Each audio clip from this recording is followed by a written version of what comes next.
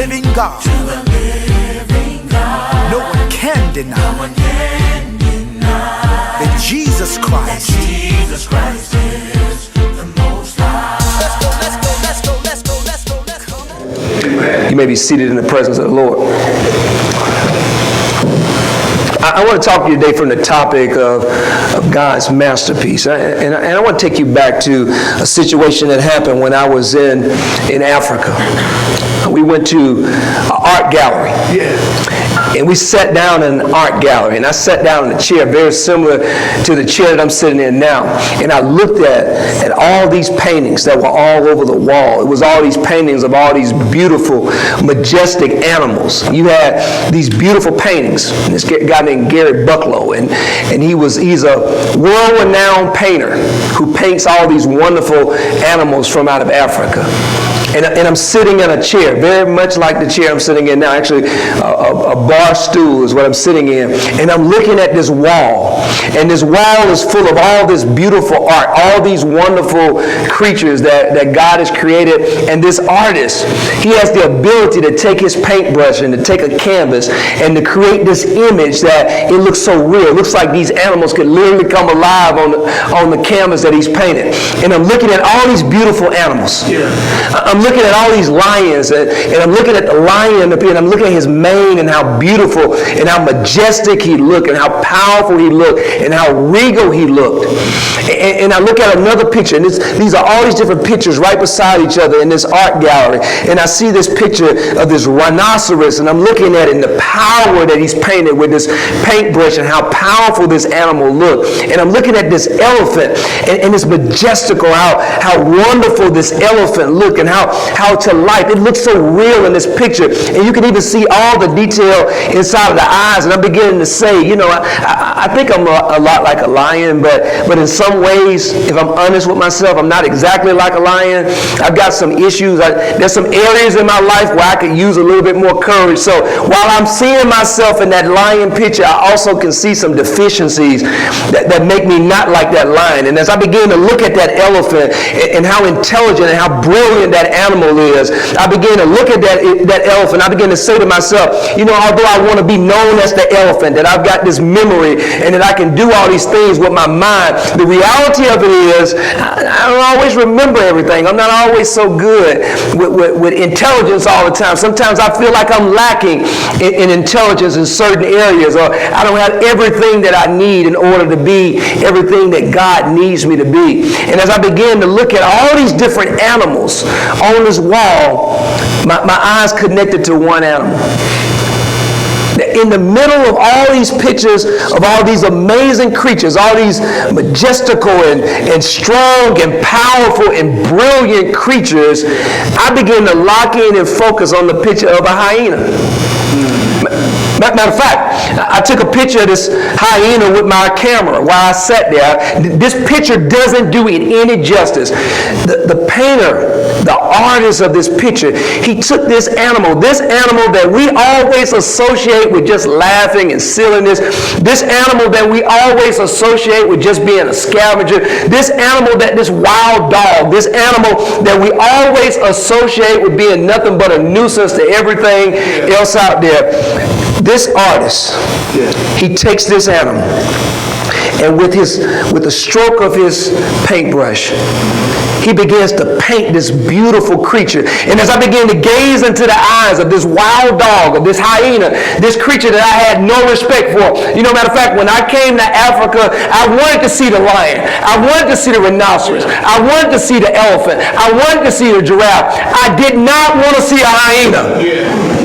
I didn't want to have anything to do with a hyena. Matter of fact, it was my thought that if I heard something laughing over in the woods, we're going to be in trouble. You know what I'm trying to say? Because hyenas are considered to be just bad animals, just terrible wild dogs, right? That's what we've been taught. That's what Simba taught us. That's what the Lion King taught us. That's what all these different TV shows began to teach us. And as I began to look at this hyena, it became clear to me that he was the only picture on the wall that I could identify with. that I, like the hyena, from time to time, had been in situations where folk were laughing at me because I didn't have everything together, because I wasn't regal like the lion, because I wasn't smart like the elephant, because I wasn't powerful like the rhinoceros, or powerful like the elephant, because I didn't look as magical as the giraffe, because I wasn't different enough.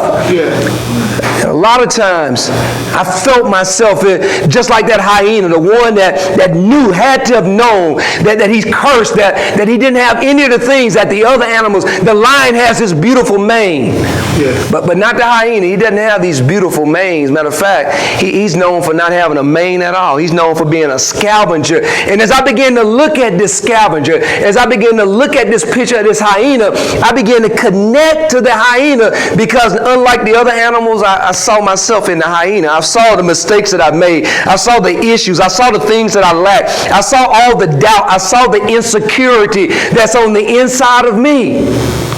And as I began to look at this picture of this hyena, how this artist took every stroke, every little piece of paint, every stroke, and he gave life. I looked in the eyes of this hyena. It didn't look like a hyena like I saw in The Lion King. I began to see a regal look inside of his eyes. He took this artist, he took this painting of this animal that shouldn't have any respect, that shouldn't have any dignity, and he put dignity inside of his nose, and inside of his mouth, and inside of his eyes. He put compassion in his eyes. Even his spots look regal. It looks like he's kingly. It looks like he can do anything that he wants to do. Because of the paintbrush that's in the hand of this painter, he brings this object, this ridiculous thing, this thing that none of us would want to be.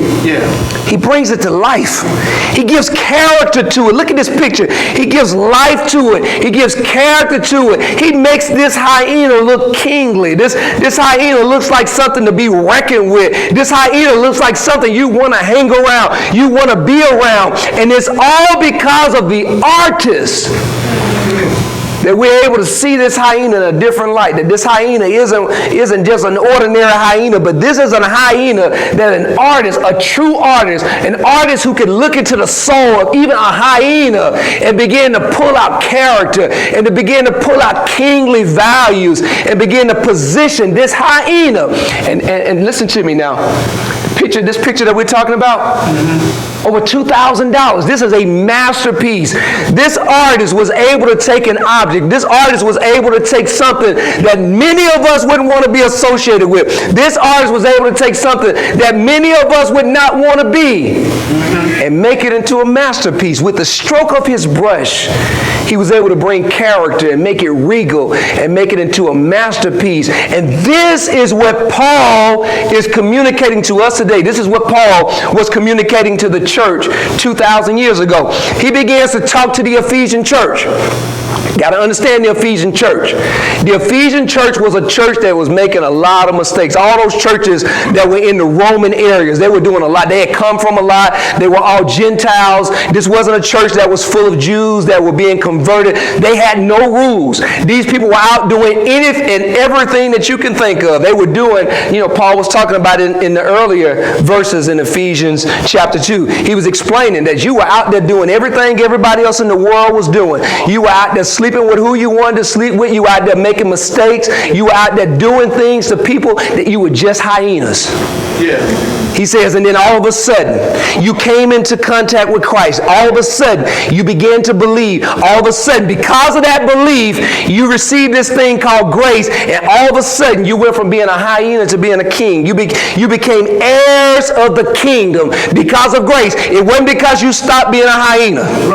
It wasn't because something changed in your DNA and all of a sudden, you morphed into a lion. You didn't become Simba overnight. You're still a hyena. The only difference is now you are a hyena under Christ. And now grace is operating on the inside of you. And regardless of the mistakes that you've made, you've got a God that's speaking to you. And even when you make mistakes, he's forgiving you, but he's convicting you at the same time. So you're no longer just a hyena out there. You're a hyena out there with conviction. And the Spirit of the Lord, he's not condemning condemning you. He's not putting you down. He's not calling you a bad hyena and you made a lot of mistakes and you'll never be anything. No. The Spirit of the Lord is saying the same thing he said to David. He's saying that I am a God who wants to forgive you of every mistake that you've made. I am a God who wants to heal you of every disease, whether it's inside your mind, whether it's inside your body, whether it's inside of your spirit. It doesn't matter what you've done wrong. I'm a God that wants to forgive you. I'm a God that wants to heal you. I'm a God that wants to move all that junk outside of your life.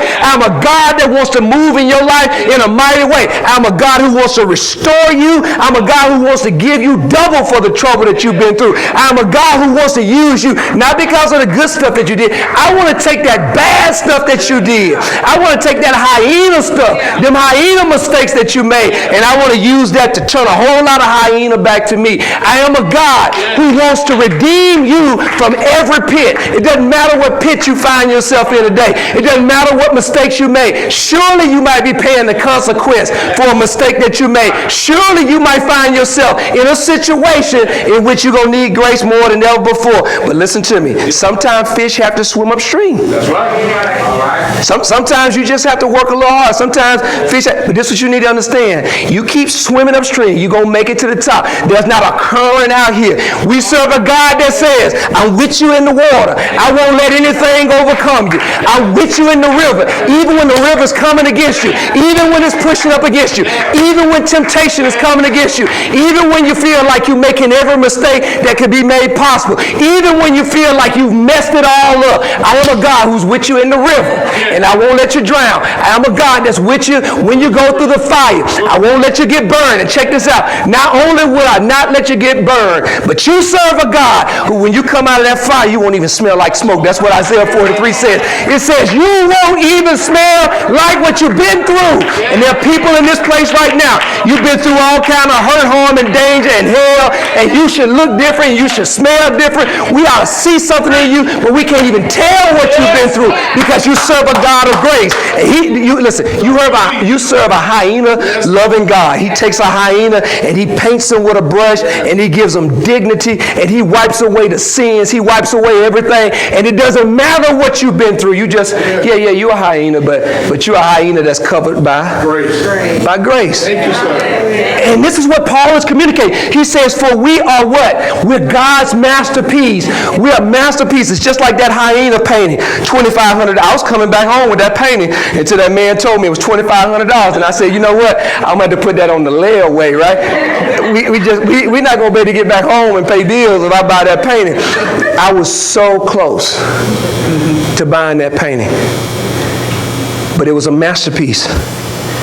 Although it was just a hyena, although it was just this animal, you got to understand this. It was a masterpiece. And so are you. You are God's masterpiece. You got to understand this and get it in your spirit. You can't just listen to these words. You got to understand this and get it in your spirit, because God is freeing somebody today. Somebody who's been talking all types of self-condemnation. Somebody who's been putting themselves down. Somebody who's been you've been too tough and you've been too hard on yourself. And you need to understand that you serve a God who wants to forgive you of every sin. He wants to heal you of every disease. Doesn't matter what you fall short in. He says, in your weakness is where my strength comes up. He said, this is what Paul said. He says, I am who I am by the grace of God. It doesn't matter what people say about me. All they need to understand is, I am who I am by the grace of God. You are God's masterpiece. Not only are you his masterpiece, you got to get this. You're not the old hyena. You're not the old. It's not the old you. You're not the mistake. You're not the issue. Don't stop condemning yourself. Stop looking back in the past. Stop spending so much time looking at the mistakes you made. Stop focusing on the past. You need to understand that there's a new thing happening in your life.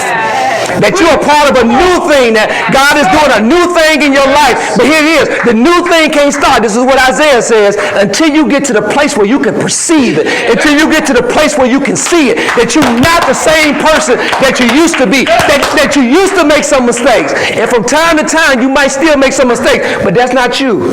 You're not the mistakes. You're not the sin. You're not the issue. God is doing a new thing inside of your life. Can you not perceive it? Can you not see that God is making making a way in the wilderness, and that wilderness, and that wild stuff in your life. God's making a way. He's cutting through that wildness. He's bringing water into the desert of your life. You are a new creation. He's bringing water into there's some seeds that you planted in this last season that are about to come to grow. Listen, a desert is nothing but grass without water. The Serengeti, we flew over the Serengeti. Listen, a desert is nothing but grass without water. The Serengeti is a desert until the rain comes. And as soon as the rain comes in Africa, it begins to grow. And it has enough nourishment inside of that area to feed all those animals that come through there. Listen to me for a second. God is getting ready to do a new thing inside of you. Do you not perceive it? Do you not see it? Can you not see that you're God's masterpiece? And that you are made anew in Christ. It's not about what you did. It's not about the class you took. It's not about the seminar you went to. It's not about the 10, 11 steps that you took. It's all about Jesus. It's all about grace. It's not about what family you come from. It's not about what grandmama did or what granddaddy did. It's all about Jesus. And because of him, you've been made anew. Because of him, you are a masterpiece. And check this out. Not only are you a masterpiece, not only have you been made anew, but I want you to get this. God has good things in store for you. That he didn't just create you to just be basking in the glory of his grace and just walking around talking about I'm blessed and highly favored and all that stuff. Nothing wrong with being blessed. Nothing wrong with being highly favored. But you need to understand that you have a purpose. I was talking to Deacon Mobley and he began to challenge me to go out and look at the purpose of a hyena. For the first time in my life, I began to see this hyena in a different way. What we consider to be a scavenger is a very important part of the ecosystem. If that scavenger, if that hyena doesn't go out and do the thing that he does, then that rotten carcass just wastes away. You get all kind of flies and insects. You get all kind of smells and everything. This hyena serves a very important purpose. And let me talk to you for a second because you do too. You may not see it as important, but let me just tell you something. Your pastor sees you as important. You may not see the things that you do around here as important, but every chair that gets put out, every piece of dust that gets wiped up, everything that makes its way in a trash can, every flyer that goes out, every Facebook post that goes out, everything you do at work, I don't care how menial you think your job is, they wouldn't pay you if it wasn't important. It's important to somebody. Your job, if you were gone for a week from your job, you will be sorely missed because you are important, because God has created you with importance. God has given you gifts and talents. I was looking at what Lysandra was doing with her painting. God has given you gifts and talents. He's given us the ability to do all kind of wonderful things. Thank you, Lord. So what you need to understand is you're God's masterpiece. You're new. You're not the old thing. And you got to get this. You're here on purpose. God created you for a plan that he had way before you got here. God has a plan for you. Listen, his plan is not to hurt you. His plan is not to take anything from you. That's what Jeremiah says. His plan is to bring you hope and to bring you a future. And I began to look at this picture. I began to do some research on this picture. And what God began to explain to me is the importance of a canvas. You know, when we think about a picture, we think about the paint. But the reality of it is paint, regardless of how great the paint is, for a painting this size, really not a lot of money. And the artist's ability to even use cheap paint to make a beautiful masterpiece has happened time and time again. You never hear anybody talk about a Rembrandt and the type of paint that he used. That just never happens. But the thing all artists would agree is that they have to have a canvas in which to paint on. And we've learned this even in this building as we fix these walls, as Mr. Taylor has gone in and fixed these walls. There were some walls that we painted, that we fixed, and after we painted them, we began to see it took us double the amount of paint because the canvas, the wall was not prepped properly for the paint. And in some instances, the wall had not been sanded properly. In some instances, we had not done things right with the sheetrock, and Mr. Taylor said, no, we got to just sand, we got to redo that wall because the paint won't take well when the canvas is not right. And as I began to look at this masterpiece, and God's telling us that we're masterpiece, that God has this new thing for us, that God has this purpose for us, I began to see clearly that God wants to create a masterpiece in each and every one of us. Amen. But the way that we get there, the thing that we have to do, we have to become the best canvases that we can be. We have to get to the place where it's so easy. Because let me tell you something. There's some of us that are going through things time and time and time again. Holy Spirit started to talk to me Sunday about this. There's some of us that have been going through the same thing over and over and over again. And the issue there is because you haven't primed, because you haven't given God a canvas in which He can just paint it with one stroke. You know, they have some of this paint that you can just put on with one stroke. And the issue is, even the one-stroke paint doesn't work when the canvas is not right. Come on. And so we've got to get to this place. This is what Paul begins to teach us. This is what Paul begins to teach Timothy. We've got to get to this place. The only thing that we have to do, we've got to get to this place where we become the best canvas that we can be for God. Yeah. And as I began to read and study, I got to this place in Timothy, 2 Timothy. And I began to see what it means to be a great canvas. And that's what I want to focus on today. I want to focus on getting you in the position. You're already God's masterpiece. He's already painting you. He's already doing things in your life. But I wanted you to get to the place where you become the best canvas possible for God. And what Paul begins to do is he begins to communicate with Timothy, just like I'm communicating with you. And he's telling Timothy how to be the best canvas so God can use him. And what he starts out by saying in verse 1, he says, Timothy, my dear son, he tells him, be strong through the grace that God gives you in Christ Jesus. Not be strong in your own strength.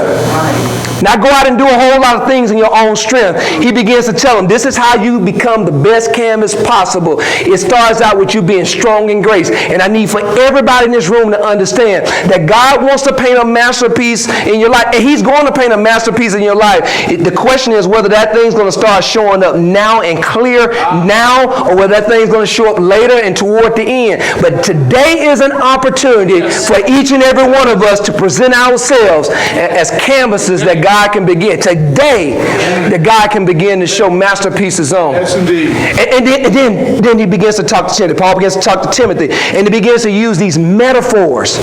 He begins to use these metaphors, and he's talking to Timothy, and he's trying to teach Timothy exactly what it means to be this canvas.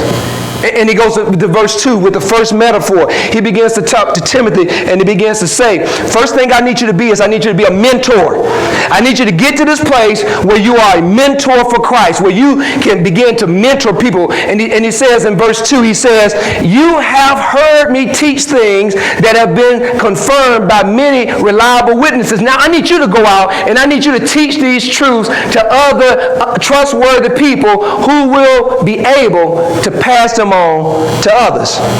And what he's saying is, in order for you to be the canvas that's easy for me to paint on, I need you to get to the place where you go out and you begin to spend time. This is the Great Commission. You begin to go out and you begin to talk to people about what it means to be a Christian. And you begin to mentor somebody. And I begin to think about this. When you get to this place of a mentoring relationship, you're like Christ on both sides.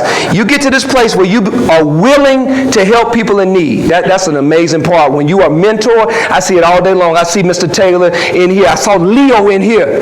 There wasn't a young man that walked in this place that Leo didn't spend time with and try to pass on from his knowledge, from his ability, something to those young people. He worked with those kids. Mr. Taylor working with those kids. I see Deacon Neal. I see many of our men around here working with these kids. I saw Sister Liz being a mentor.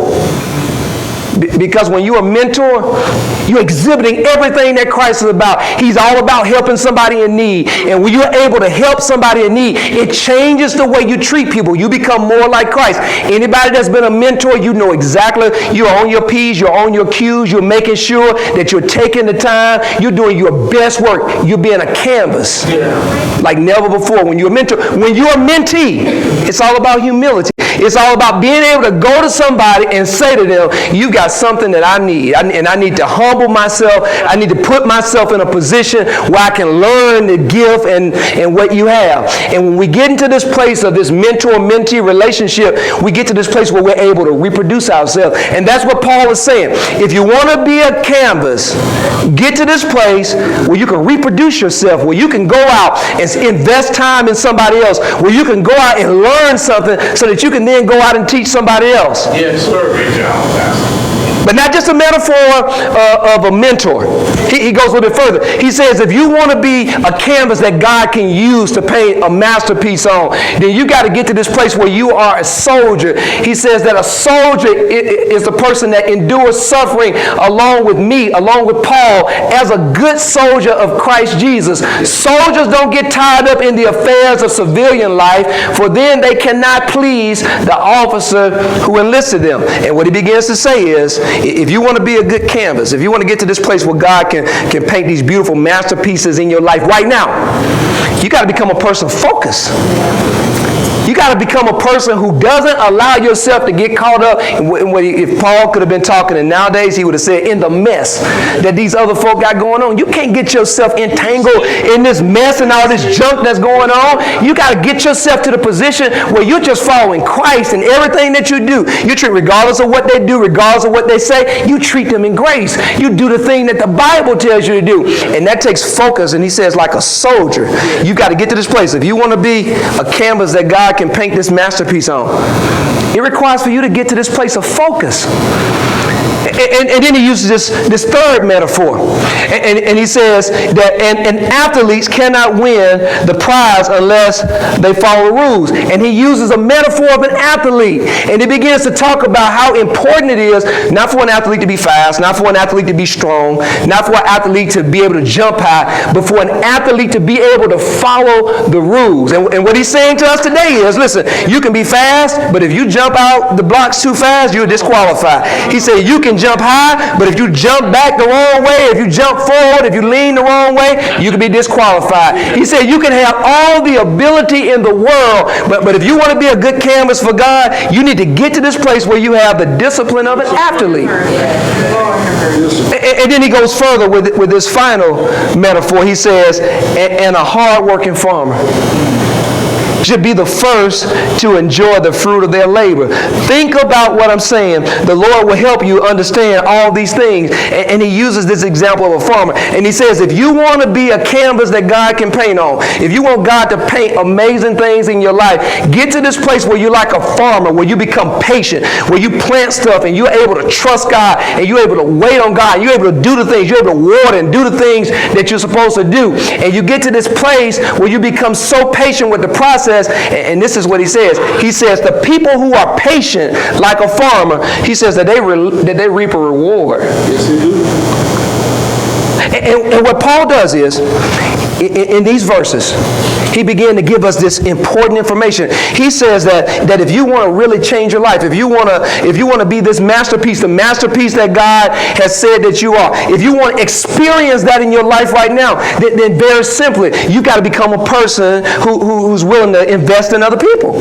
He says if you want to experience, you want to be a masterpiece, you want to make a difference, I'm telling you, I was just beside the bed of Leo. Every person that walked in that room talked about how he invested time in their life, how he mentored them. This wasn't just people at work. These were family members. These were people all throughout the community. People are going to come into this place. They're not just going to be family members. They're going to be people from this church. They're going to be people all around this community. My guess is every job he's worked with, there's going to be somebody that's going to walk in and they're going to say, he invested in me. He reproduced himself in me. He gave me time when nobody else would give me time. And what Paul says, if you want to be a masterpiece, you want to see that masterpiece thing start to take shape in your life, it's going to require you to invest some time in somebody else.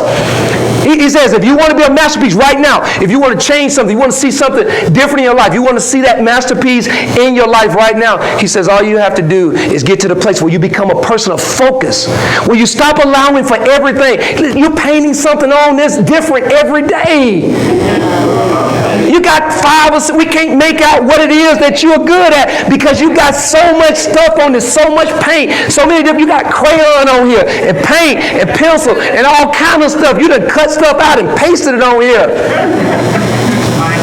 And he said, if you want to be great in your life, if you want to see the masterpiece in your life, if you want for God to do something great, become a person of focus. Stop being this person that's double-minded and pulled in every direction. And now you got this interest today, and tomorrow you got this other interest. Before you even finish paying off the stuff that you invested in for this interest, you already went out and got some more stuff.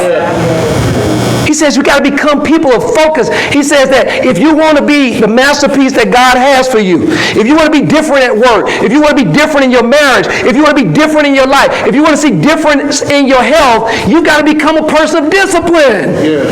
You can't just keep doing the stuff you know you're not supposed to do and expect for something different to happen. But we've got to get to the place where we become disciplined. He says that if you want to be a masterpiece, learn how to stick to something. Stop quitting. Learn how to be patient. Stop giving up.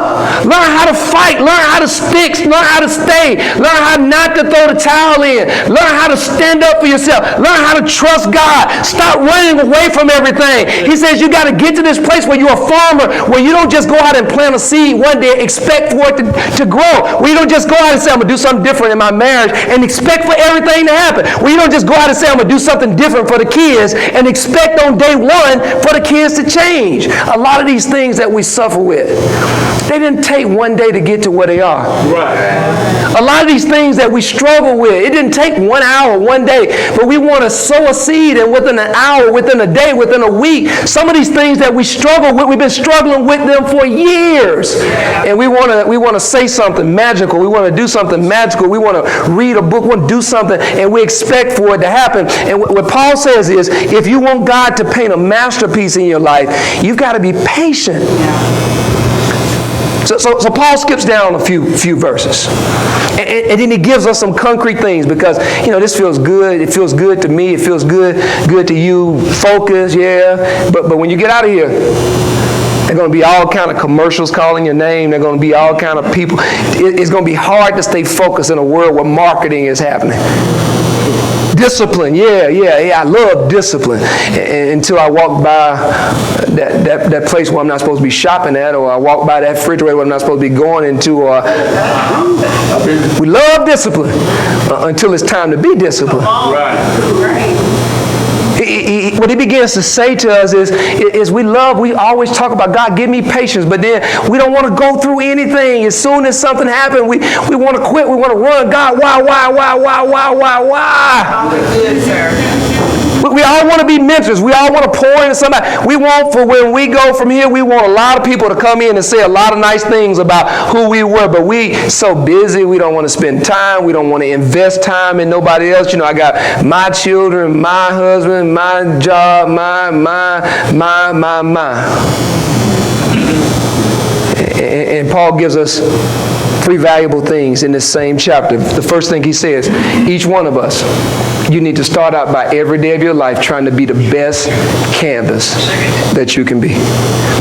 He says, do your best to present yourselves to God as one approved. I got to stop there for a second. He doesn't say do your best to get approved by God. Right. A lot of times we've taken this so far out of context. We got people thinking that you have to earn something from God. All you have to do is believe. You just focus on believing in Christ. You just focus on submitting to Christ. You just focus on following Christ. He says, do your best to present yourselves as one approved, not trying to be approved. You walk into the place like your card going to swipe and going to go through.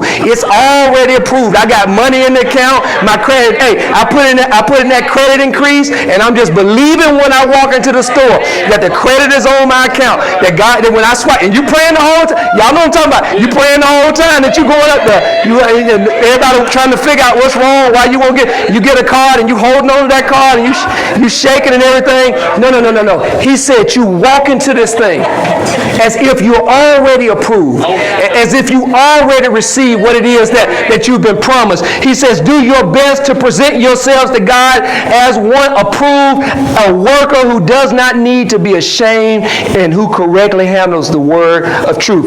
Listen what you got to do. You got to do your best to be the best canvas every day. Surely you're going to make some mistakes.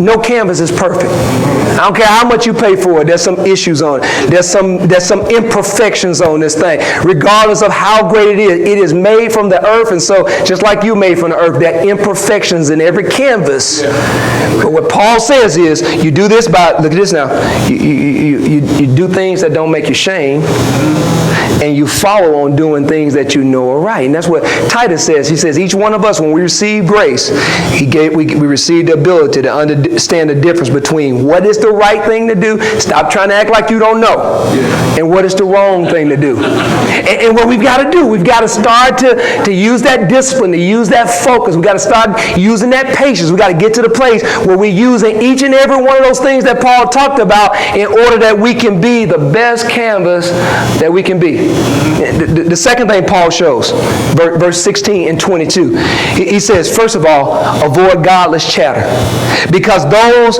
who indulge in it will become more and more ungodly. He says, first of all, avoid godless chatter. He didn't say stop having sex. He didn't say stop doing drugs. He said, watch your mouth. He says, because from your mouth speaks exactly what's in your heart. Your mouth is constantly telling on you. Everything that you say, every doubt, every negative thing, every nasty thing is actually speaking to what's inside of your heart. And he says, listen, if you want to be the best canvas that you can be, you start by avoiding all that bad stuff that's coming, all those bad jokes, all that negative talk. You use your grace on the inside of you to build people up instead of tearing them down. You use your grace on the inside of you to say good things instead of saying bad things, instead of saying negative things. He said, not only do you have to avoid that bad tongue, but you flee from all kind of evil desires. When you see something, now he says when you were a youth, now he's saying you've matured now, you've grown up now. Why are you still making the same mistakes and going after the same kind of desires? Why are you still running around doing some of the same things that you know you got no business doing? So he says you got to avoid the tongue, but flee from this temptation. And then he comes one step further. He says, and pursue. You got to go out and try and get righteousness. You got to go out and try and get faith. You got to go out and try and operate in love, operate in peace. You got to get to this place that you're out there doing the things that Christ would have you to do, just like all the other people who are masterpieces. And then this final thing that he says, we got to get to this place where we treat other people like a masterpiece. Where we stop tearing people down, where we stop pointing out people's faults, where we stop condemning other people, where we stop saying negative things about people, especially the people in our households and the people that we love. We got to get to this place where grace inside of us begins to build and edify every single person. And what Paul says is, don't have anything to do with foolish and stupid arguments. Don't waste any time arguing about foolish and stupid stuff. You're arguing so long you done forgot what you're talking about. He said, listen, there's no masterpiece that's going to come out of that junk. Only confusion, only hurt, only pain, only scars. I'm telling you. And when you get to the end of life and you begin to look back at the scars, the hurt, the pain, when I sit down with people who are at the end, who have lost somebody, you'll be surprised at how much words that were said 20 years ago, 15 years ago, actions, deeds that were done 10 years ago, 15 years ago, are still eating that person up. He says, don't have anything to do with foolish and stupid arguments, because you know they produce quarrels. You know, the only thing you start talking to somebody that's foolish and stupid, and you start, not that they're foolish and stupid, you start getting into these conversations with people that are foolish and stupid, it's only going to result in you fussing with somebody about something that's foolish and stupid. And he says, and the Lord's servant, you, not talking about everybody, just if you've accepted Christ. Now, Now, if you haven't accepted Christ, you're exempt from this. You can go and do whatever you want to do. But if you've accepted Christ, you're his masterpiece. You've got to treat other people as if they are masterpieces. You can't get into this back and forth and these foolish, and you can't get on Facebook and argue with somebody even when they're wrong. You can't say ugly things on Facebook or any other medium when you're following Christ, when you're his. I don't care who the president is. I don't care what's going on. I don't care what was tweeted or what was said. You do not have the ability or the opportunity to go out and be a part of these quarrels and this foolishness, and that's not a masterpiece. Right. He says, but instead, just those who are servants of God. You must have grace. You must be kind to who? Everyone. Able to teach. Not resentful. And so what Paul is saying, and he's saying it to each and every one of us, he's saying that first of all, you are a masterpiece. It doesn't matter what you have done, what mistake you've made, what sin you have in your past. It doesn't matter what your circumstances are. It doesn't matter what you're going through. You are a masterpiece. That God has literally made you new. You're not the old person. You have the ability. Listen, you got to get this. You got to get excited about this. You are a person of focus. That's what he's saying. You're not the old person. You are a person of focus. You're not the old person. You are a person who has patience inside. That's what he's saying. You are the athlete. You have discipline. You don't have to be, listen, you don't have to be late again. You don't have to do anything that you don't want to do again. You are a person of discipline. That's what he's saying to you. You are a mentor. You are a person who can go out and you can make a difference in people's lives. People can learn and grow because of you, because of what God has put in you. What he's saying is, you are not a hyena no more. Yeah. You're God's masterpiece. You've been made anew. And God's given every single one of us in this room, I don't care who you are, what you've been through, he's given you purpose. And that purpose is to reconcile as many people as you can back to him. I want you to imagine for a second. What does this masterpiece in your life look like if you become just a little more focused? Say you never can be as focused as you need to be. But if you could just be a little bit more focused, how would that change your situation at work? How would that change the situation in your house? How would that change the situation if you could just focus on that child just a little bit more? How would that change the relationship with that child? If you could just be a little bit more focused, how would it change your life? You could just be a little bit more patient. Just don't give up all the time. Just allow for things to happen. Don't worry about anything, but in everything. Instead of getting worried, instead of getting upset, don't worry about anything. But instead, you begin to pray and you begin to meditate and you begin to trust God for whatever you've got going on, and you allow for the peace of God which surpasses all understanding to show up on your masterpiece. What difference would this be in your life? If you just become a little bit more disciplined. If you just say no when you know you're supposed to say no, half of the time more, not every time, but if you just increase your no's by double, and your yeses by double, if you just become a little bit more disciplined, what difference would that make in your life? If you could just find somebody, anybody, and begin to sow inside of them, begin to speak into their life, begin to show them how to be the mother that you know. You know how hard it is. You know what it's like to raise those children by yourself. You know what it's like to be in that marriage, and then you see somebody else that gets married, and you begin to sow into that marriage. You know what it's like to be a young man inside of this society. You know what it's like to be tempted, and now you're an adult and you figured it out, and now you can begin to speak into these young people. Imagine what your life would be like. Because this week, I want you to focus on this. I'm going to strive to be the best canvas I can be, because I know I'm God's masterpiece. I'm not going to strive to be the best canvas I can be so I can be God's masterpiece. I'm already God's masterpiece when he created me, and he didn't create no junk. Yeah, I know I'm a hyena, but I'm a masterpiece of a hyena. And every stroke that God has put inside of my life, every sin that he's forgiven, every pit that he's redeemed me from, every place he's healed me, in my body, in my mind, in my spirit, it's made me into the masterpiece that I am today. I don't care what anybody says about me. I'm God's masterpiece, and that's final. And because I'm God's masterpiece, every day I'm getting up. I'm getting up with focus on my mind. Every day I get up, I'm getting up, I'm trying to be just a little bit better canvas than I was the day before. Surely I made some mistakes. I'm not perfect, but I'm trying every day of my life just to be a little bit closer to Jesus. I'm trying every day of my life just to be a little bit more patient. I'm trying every day of my life just to be a little bit more like Christ. I'm trying every day of my life to humble myself where I can go out and ask for help. I'm trying every day of my life where I can be a mentor, where I can find time in my schedule to be a mentor to somebody else. I'm trying every day of my life to make disciplined decisions with my money, to make disciplined decisions about my time, to make disciplined decisions about what I eat, to make disciplined decisions about how I treat my body. I'm trying to be the best canvas that I can be, because I'm God's masterpiece. To God be the glory. Amen. Here we stand in the presence of our Savior.